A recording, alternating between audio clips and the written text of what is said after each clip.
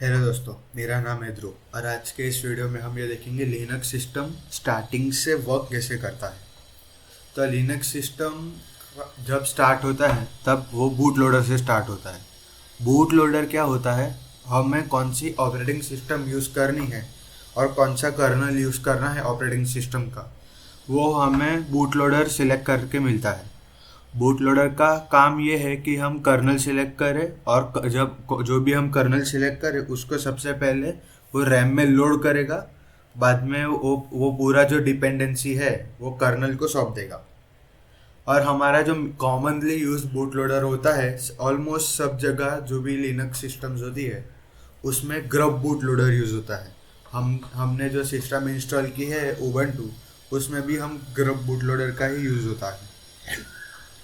अब सेकंड जो होता है वो होता है कर्नल। अब कर्नल का मेन काम ये है कि वो हमारा जो हार्डवेयर है और जो सॉफ्टवेयर है उसको सीमलेसली वर्क करने में वो हमें हेल्प करता है। वो ऑपरेटिंग सिस्टम का कोर होता है। वो सारे जो हमारे ड्राइवर्स हैं, जो हमारे सिस्टम्स के मॉड्यूल्स हैं, वो सारे रन कराता है। बूट लोडर जब उसको पूरी कमांड सब देगा तब कर्नल ये सब लोड कर देगा हमारे सिस्टम में पहले। उसके बाद आता है इनिट सिस्टम। इनिट सिस्टम हम ऐसे समझ सकते हैं कि कर्नल जब पूरा लोड हो जाए उसके बाद जो सर्विसेज हमें सबसे पहले रन करनी होती है, जो हमारे सिस्टम के लिए एसेंशियल्स होती है, वो जो सिस्टम्स होती है वो इनिट सिस्टम रन करवाता है। वो सारी बैकग्राउंड प्रोसेसेस होते हैं, जैसे हमारा नेटवर्क मैनेजर स्टार्ट करवाना, हमारा लॉगिन मैनेजर स्टार्ट करना, कोई भी पैकेज की कोई भी डिपेंडेंसीज हो वो स्टार्ट करवानी हो बैकग्राउंड में, तो वो इनिट सिस्टम के थ्रू ही स्टार्ट होती है। वो सिस्टम का शटडाउन और रीस्टार्ट भी वो ही प्रोसेस करता है हमारा इनिट सिस्टम। जो कॉमनली यूज्ड इनिट सिस्टम्स होते हैं वो होता है सिस्टम एमडी या सिसविनिट। बट 90% जो भी आज तक मैंने जितने भी लिनक्स डिस्ट्रीब्यूशंस यूज़ किए उसमें सिस्टम एमडी ही यूज़ होता है। बाकी जो होते हैं वो बहुत रेयर होते हैं यूज़ होने के लिए। उसके बाद होता है हमारे पास डिस्प्ले सर्वर। अब डिस्प्ले सर्वर क्या होता है?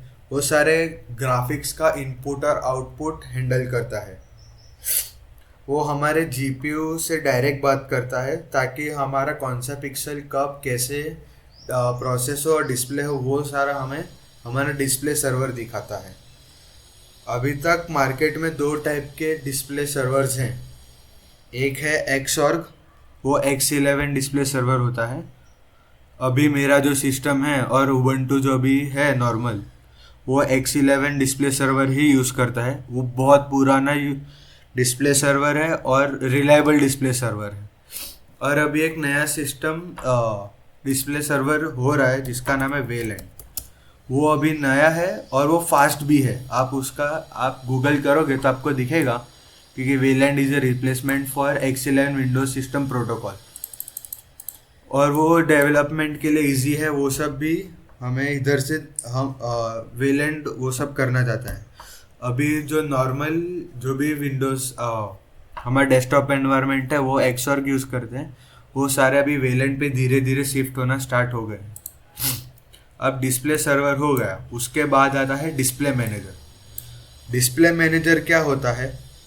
डिस्प्ले मैनेजर हमें कौन से हमारा डेस्कटॉप एनवायरनमेंट है वो को यूज़ करना है और कौन से यूज़र को उस डेस्कटॉप एनवायरनमेंट में यूज़ करना है वो हमारा डिस्प्ले मैनेजर हमें बताता है।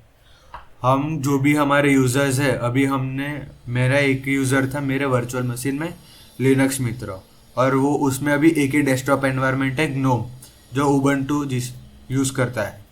तो वो हम डिस्प्ले मैनेजर के थ्रू ही कर सकते हैं। अगर मैंने let's suppose KDE plasma install किया है जो कि एक बहुत इंटरैक्टिव और ग्राफिकल डेस्कटॉप एनवायरनमेंट है, तो मैं उधर जाके सिलेक्ट भी कर सकता हूँ कि मुझे ये यूज़र इस डेस्कटॉप एनवायरनमेंट में चाहिए। जो कॉमन डिस्प्ले मैनेजर होते हैं वो होता है GDM, HDDM, LY, बहुत सारे होते हैं। ग्नोम GDM के साथ आता है, HDDM हमारा KDE प्लाज्मा के साथ आता है। और ly एक जिग प्रोग्रामिंग लैंग्वेज पे बना हुआ डिस्प्ले मैनेजर है।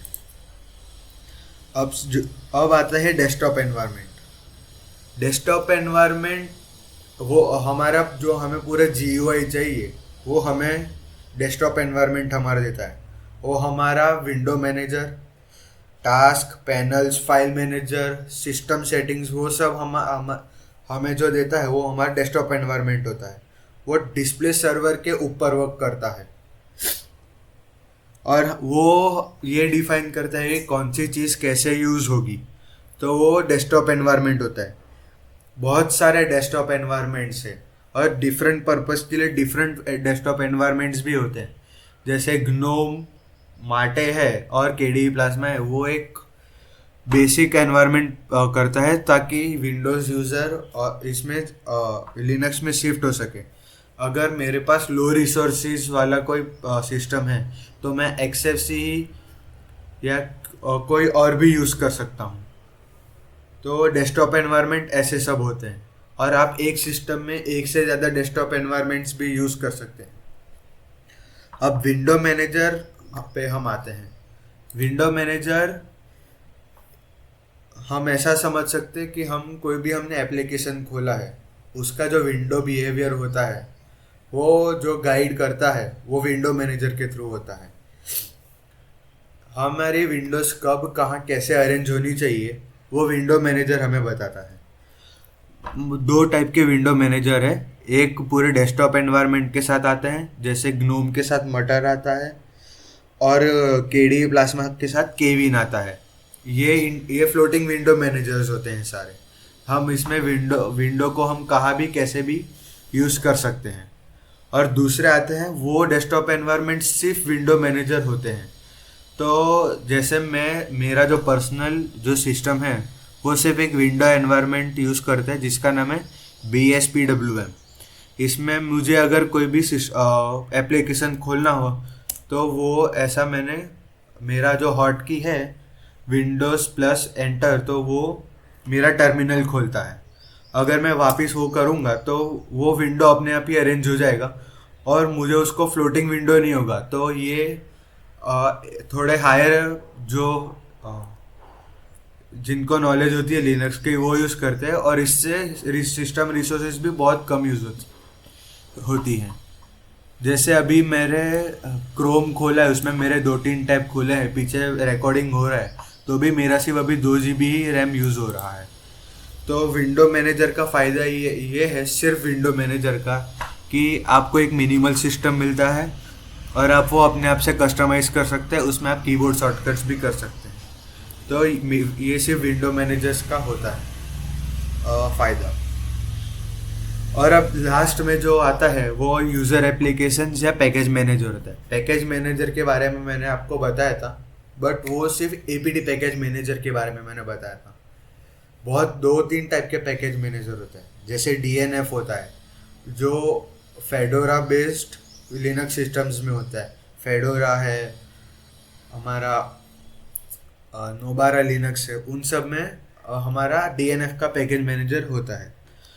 और एक पैकेज मैनेजर होता है पैकमैन हमारे आर्च बेस्ड लिनक्स सिस्टम में होता है। मैं डिस्ट्रीब्यूशंस के बारे में भी एक अलग वीडियो बनाने की सोच रहा हूँ जो नेक्स्ट वीक है, उसके पहले भी आ सकता है। ये हमने पैकेज मैनेजर के बारे में देख लिया।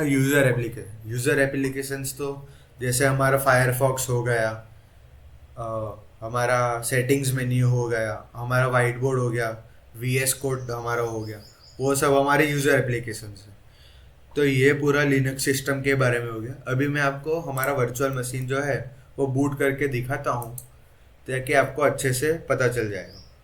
ये मैंने बूट किया और अगर अभी आप यहाँ पर विंडोज़ और F1 दबा देंगे तो आप देख सकते हैं कि पूरा ये इनिट सिस्टम हमारा स्टार्ट हो गया है। इसमें ये आप देख सकते हैं कि नेटवर्क मैनेजर होगा, लोड हो रहा था और सब हमारा दिख रहा था।